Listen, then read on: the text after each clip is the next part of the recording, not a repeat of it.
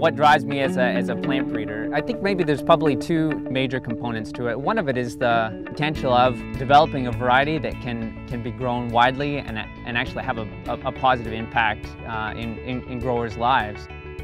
You know, the other component of it is more on the genetics, more on the research side. Understanding genetics and understanding how those traits are inherited from one generation to another is a little bit akin to predicting the future.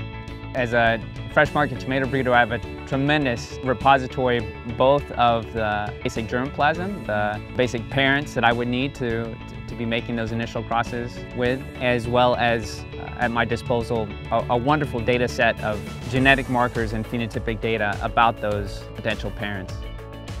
And the end result is that I can actually have population sizes maybe 1,000 times larger in size than I would typically have if I were just screening in the greenhouse or just screening in the field.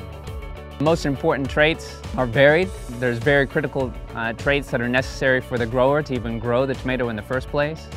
There's traits that are necessary for that tomato to be able to hold up and be presentable during shipping and then be presentable on the store shelf. And then certainly there's a component focused on flavor and the aspects that the end consumer would be most interested in seeing. Breeding for flavor is that really important standard that we're focused on now that certainly is of most interest to the end consumer.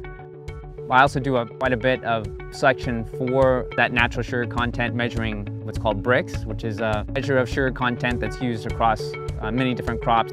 The natural sugar content of the fruit is a major component of flavor that we're focused on.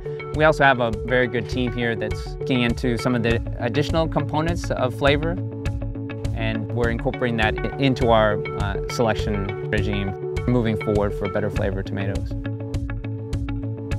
Really a great deal of plant breeding is long-term, and your best ideas, the biggest impact you can make, your most unique ideas mostly are probably going to be in that long-term category. But if you're working for a company, you have to be thinking about the medium-term and short-term as well.